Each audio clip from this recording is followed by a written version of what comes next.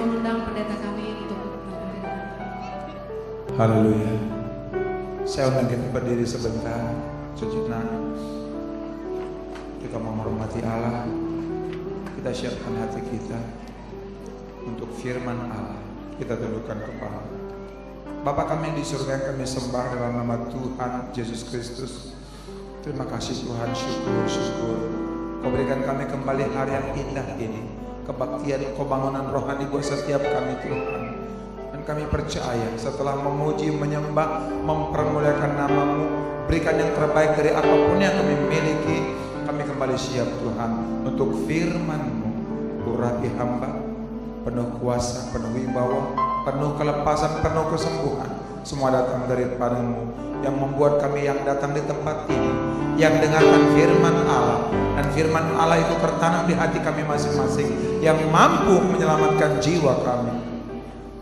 Tuhan, langit bumi boleh lenyap, tapi firman Allah tinggal tetap, firman yang tinggal di hati kami. Tuhan, kami datang Tuhan, kami mau sungguh sangat berbeda ketika kami pulang. Kami pulang penuh dengan kesembuhan, penuh dengan kelepasan. Yang lemah diangkat kelemahannya. Tuhan Yesus, Kau lihat kami lepas pribadi, Kau tahu masalah kami Tuhan. Tapi kami percaya dengan segala problema, liku-liku kehidupan, pencobaan, ujian membuat kami semakin dewasa, semakin iman bertumbuh kepada iman, dan yang terpenting Tuhan, kami semakin menyerahkan segala-galanya kepadamu. Yesus, kuasai tempat ini, darah-Mu yang kudus menutup bungkus sempurna tempat ini, menutup bungkus sempurna setiap kami, bahkan keluarga kami dimanapun mereka berada. Darah-Mu yang kudus menghancurkan segala kuasa gelap, iblis, setan jahat apapun itu dalam nama Tuhan Yesus. Segala roh-roh teritorial, penguasa di udara, kami ikat kuasa-Mu, kami patahkan, hancurkan dalam nama Yesus. Kami siap Tuhan untuk firman-Mu. Pakai kami semua luar biasa. Kami buka habiskan ibadah ini, awal, pertengahan sampai akhirnya, di dalam nama Bapa, Putra, dan Roh Kudus, dalam nama Tuhan Yesus Kristus. Haleluya. Umat yang percaya sama-sama katakan amin. Beri kemuliaan bagi Yesus. Silahkan duduk saudara. Shalom. Saudara, salah satu kelemahan orang Batak Karo, gampang ternyuh saudara, gampang nangis, gampang marah juga. Tapi satu hal bahwa saya tetap orang Karo, apapun katanya seorang Karo, didik dari kecil dengan cara-cara orang Karo. 8 bersaudara, 5 laki-laki, 3 perempuan, saya bungsu. Kelas 3 SD, bapak saya jaksa. Salah satu anaknya dimasukkan ke penjara karena nyolong kentang orang. Daun-daunnya masih ada, tapi kentangnya udah dijual semua saudara. Dan bapak saya masukkan ke penjara 3 bulan. Dan pengalaman di penjara buat abang saya ini sadis saudara. Dia pulang ke rumah dan mama saya di kampung Jani Meriah. Bapak saya salah pensiun kerja di bioskop Ria Prestagi. Berdua lah kami di Kabanjaya saudara. Tiap hari saya dipukulin. Maksudnya apa sih? Nggak ada yang gaduh, dihajar dan diancam. Kamu kalau ngadu sama bapak sama mama, kubunuh kau. Ya? Iya bang. Kelas 3 SD saudara. Nah satu kali waktu kita potong padi ke kampung desa Jani Meriah, saya ngadu sama mama bapakku. Dia tahu, dibawa saya ke sungai, dihajar dan diinjek-injek di sungai leher saya. Saudara udah banyak kali minum air, tinggal nunggu mati aja. Rupanya ada yang lihat. Woi, nade semwela at pendam, lumatekan kakana teno.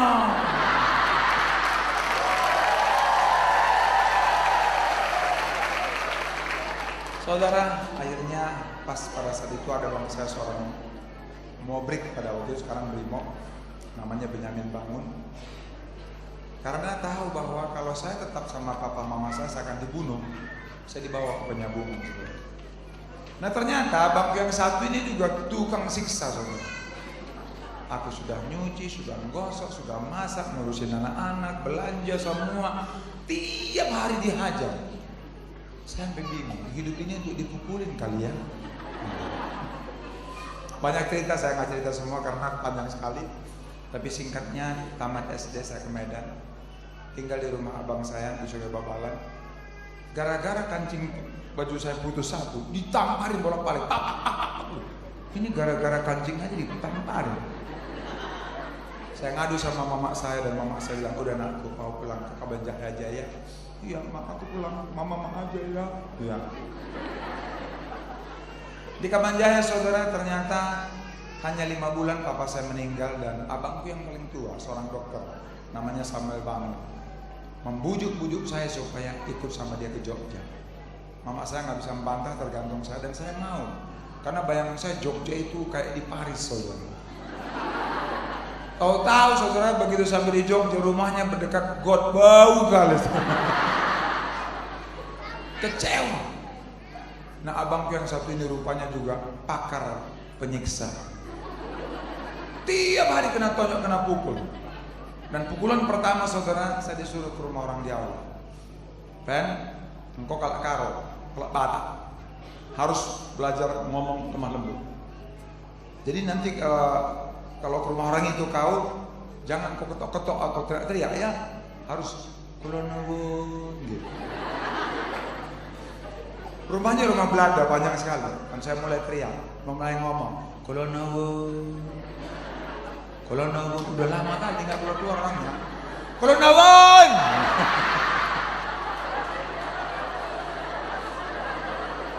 Orangnya keluar, adanya Basam ya? Iya, wah, mau kata iki ngomongnya piye toh?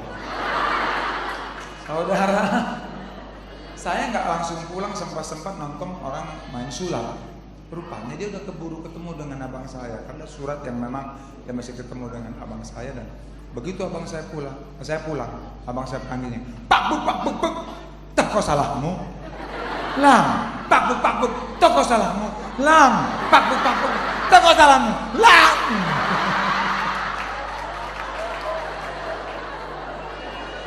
Saudara, mengko kuajari ras kalak Jawa, mesti bagi kalak Jawa. Wun, menkemelan kok. Saudara yang kekasih, saya dibentuk di abang ini karena dia tamat dari dokter. Waktu itu belum dokter memang. Saya pindah ke Bogor. Abangku seorang bidan, kakakku seorang bidan. Nah, ini orang juga ajaib. Abangku yang dokter ngajari, kaika, pak kena tampar lang. Kai kakak tua, bagian kalaknya. Kai kakak tua, kai kakak tua, pak kena tampar. Nggak boleh kasar. Kakak tua. Sampai di Bogor, ini lain lagi saudara ceritanya.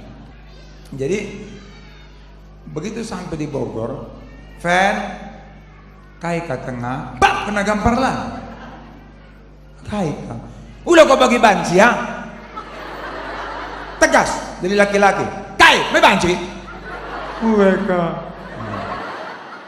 Nah, jadi saya dibentuk oleh keluarga yang demikian keras. Aktingnya pinter, makanya jadi bintang film sebenarnya. Tapi bandit melulu. Karena saya nggak bisa model kayak orang Jawa atau Sunda, bercinta di film nggak bisa. Aku cinta padamu, nggak bisa. Aku cinta sama kau, kawin kita. Ada pertanyaan?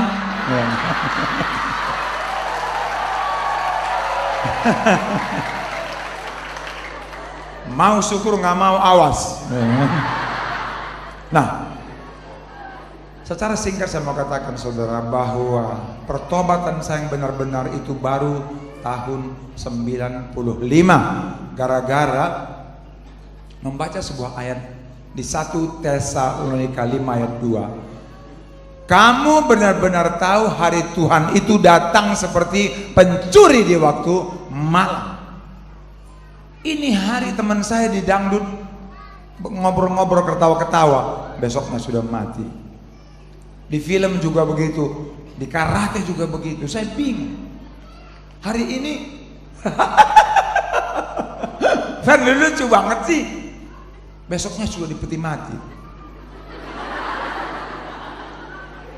Jadi firman itu berubah. Kamu benar-benar tahu kematian juga datang seperti pencuri di waktu malam.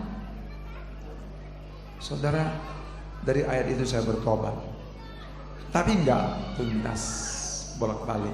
Kenapa? Masih main film, masih ngelatih karate di Kopassus, di Paslopres, di Guntur, seluruh Indonesia. Nyanyi dangdut kemana-mana, 2 lagu 10 juta, muter-muter kemana-mana. Main film terus, jatuh bangun. Untung nama kok film bangun, jadi nggak sampai tergeletak. Tangan Tuhan menopang saya. Tapi tahun 98 istri saya mulai berdoa buat saya. Suamiku imamat yang ngerajani, tinggalkan filmnya, tinggalkan karatenya, tinggalkan dangdutnya, dalam nama Yesus. Dia meratap, dia melolong, dia menangis, dia berpuasa setahun. Yohanes 16 ayat 8 mengubahkan saya. Roh Kudus menginsafkan saya. Perempuan diciptakan menjadi penolong yang sepadan secara roh, secara doa. Tapi saudara pikir saya langsung tobat? Tidak. Pemarahnya minta ampun. Zaman karate kalau saya teriak lawan saya nggak mau main, saudara, takut. Dan istri saya kalau saya teriak pingsan, saudara. Nah, saya kalau berantem sama istri saya nggak bisa kayak orang Jawa. Orang Jawa kalau berantem, aja ngono to. Iki ono tamu iki piye kowe? Tamune mulai berantem, nje, ya kan? Nanti lanjut. Batak Toba, Batak Karo sama. Kalau berantem, diam kau, pergi, cerai.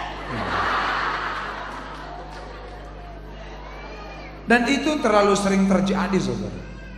Tapi satu hari, itu kira-kira jam 5 sore, saya berantem, saya bilang, pergi. Dia lari, saudara, masuk kamar mandi. Ngapain? Tapi kulihat di tangannya nggak ada baygon, nggak ada kain panjang. Artinya dia bukan mau bunuh diri. Nah, waktu lama saya tunggu, saya dengar di balik pintu kamar mandi sayup-sayup, nyaris tidak terdengar. Dia berdoa, dia memuji, dia menyembah. Haleluya, haleluya, haleluya, haleluya, puji Tuhan, bangkit, serukan nama Yesus. Aku dengar. 1 jam kemudian, lebih 1 jam, istri saya keluar. Mukanya itu muka orang merdeka, sesuai dengan Efesus 4 ayat 32. Hendaklah kamu ramah, penuh kasih mesra, ampuni setiap orang seperti Yesus yang sudah mengampuni. Saya kaget lihat wajahnya berubah. Biasanya kalau malam-malam begitu, mau makan Pak? Iya. Ini nasi, ini sayur, tinggal ya, tinggal. Tapi sore itu, malam itu enggak. Papa mau makan? Oh, masih gengsi. Waktu dia taruh nasi, sayur, tadi saya beli durian montong buat papa. Dia tahu yang ku mau.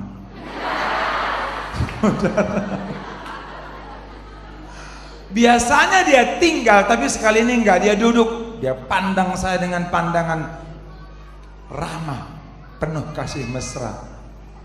Dan saudara tahu, di matanya mata yang mengampuni. Dan saya mulai makan. Nah, rupanya kalau dipelototin gitu makan, saudara, bisa salah tingkah. Jadi ini nasi di sendok nih bisa masuk mata, saudara. Dan itu hari yang paling indah buat saya. 2 hari saya diam dan tidak tanya apapun. Tapi 2 hari kemudian, Mama, itu bisa kemarin seperti itu, kenapa? Saya dijamah oleh Roma 12 ayat 2. Janganlah kamu serupa dengan dunia ini, berubahlah oleh pembaharuan bodimu, supaya engkau tahu apa yang berkenan kepada Allah, apa kehendak Allah, apa yang baik, apa yang sempurna. Saya ambil keputusan, aku mau berubah. Terus, ya itu Itu saya doa di kamar mandi, saya bilang, Tuhan, sebelum kecewa, benci, marahku sama suamiku diangkat, aku tidak akan berhenti berdoa, memuji, menyembah dalam nama Yesus. Begitu Pak. Cuk. Rasanya seperti sembilu, jantung saya seperti dirobek-robek di dalam. Udah mau nangis, malu depan perempuan nangis. Saya ke kamar dulu ya. Oh iya Pak. Saya masuk kamar, saya kunci pintu, saya bersandar di pintu. Saudara, saya tiba-tiba sadar, istriku bisa berubah karena Yesus mau berubah. Dia anak manusia, manusia 100%, tapi dia anak Allah, dia Allah 100%, berinkarnasi menjadi manusia, sama seperti saya dan saudara. Ditangkap, dipukulin, diinjak-injak, dihajar, dicambuk, dikasih mahkota duri, dan dipakukan di atas kayu salib. Mulutnya mengatakan apa saudara? Ampuni mereka, karena mereka tidak tahu apa yang mereka perbuat. Yesusku berubah, istriku berubah. Saudara tahu, saya nangis dan saya bilang, itulah teriakan saya yang paling keras sedunia. Yesus, aku mau berubah. Dan sejak itulah yang namanya Advent Bangun berubah, saudara. Saudara yang kekasih, Yesus, aku mau berubah. Amin. Saudara siap? 1, 2, 3.